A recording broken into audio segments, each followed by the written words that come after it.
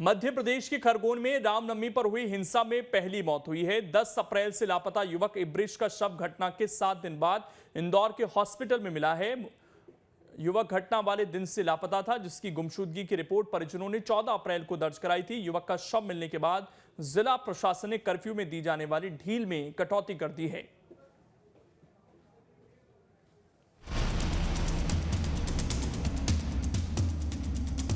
रामनवमी को खरगोन में हुई हिंसा के बाद लगातार प्रशासन अलर्ट पर है। इस बीच खरगोन में हुई हिंसा में इब्रिश नाम के युवक की मौत का मामला सामने आया है।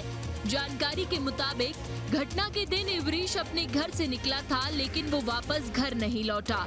परिवार वाले 4 दिन तक उसकी तलाश करते रहे, लेकिन इब्रिश का कुछ पता नहीं चला, जिसके बाद परिवार वालों ने 14 अप्रैल को थाने में लापता की रिपोर्ट दर्ज कराई।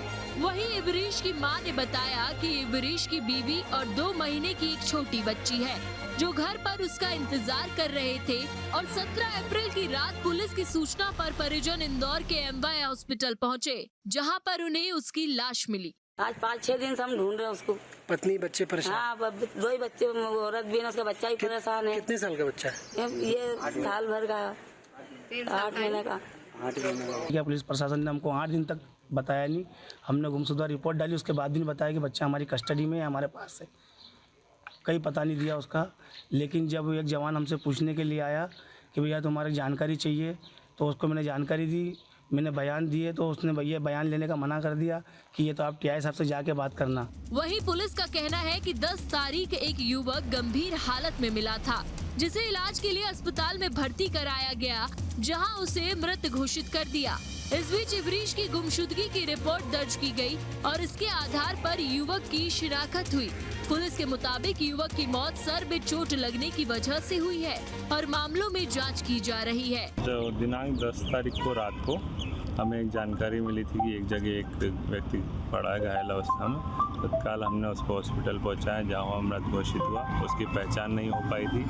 उसके पश्चात हमने पीएम कराया, तो उसके बाद भी कोई हमारे पास रिपोर्ट नहीं आई थी। तो शव चौकी यहाँ पर सुविधा नहीं थी रखने की, तो हमने उसे इंदौर भिजवाया। उसके पश्चात हमने सीसीटीवी वगैरह देखे, बहुत कोशिश की। फिर 14 तारीख को एक गुम इंसान की रिपोर्ट आई थी, वो हमने पंजीबद्ध की और हमने सब दिखवाए। और उसके पश्चात जब हमें पता चला कल कि कुछ लोग ढूंढ रहे हैं, तो हमने फिर आइडेंटिफिकेशन कराया कल एक बॉडी का, तो इंदौर में, और वहाँ से पता चला कि ये इब्रिश इस्लामपुरा के हैं, इनकी बॉडी। वहीं युवक की मौत के बाद एक बार फिर से प्रशासन अलर्ट मोड पर आ गया है। पिछले 2 दिनों से कर्फ्यू में मिलने वाली छूट में भी कटौती कर दी गई है।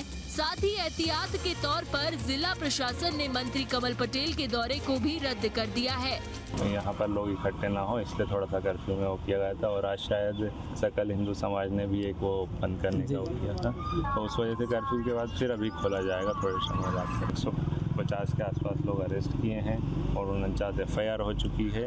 इसके अलावा हम NSA की भी कार्रवाई कर रहे हैं, और जो आइडेंटिफाइड हुए लोग उनके विरुद्ध भी स्ट्रिक्ट कार्रवाई हो रही है। और भी कड़ी कार्रवाई, हमारी 4 टीमें लगी हुई हैं। वीडियो एनालिसिस के लिए हमारी अलग टीम लगी हुई है, हमारी साइबर टीम लगी है, और शीघ्र ही अन्य आरोपियों की गिरफ्तारी कर उन पर कड़ी कार्रवाई की जाएगी। कुल मिलाकर अभी भी खरगोन में हालात सामान्य नहीं है, लिहाजा प्रशासन किसी भी तरह का रिस्क लेना नहीं चाहता, और यही वजह है कि प्रशासन ने कर्फ्यू में ढील में कटौती की है और मंत्री के दौरे को निरस्त करने का कदम उठाया है। Team news state.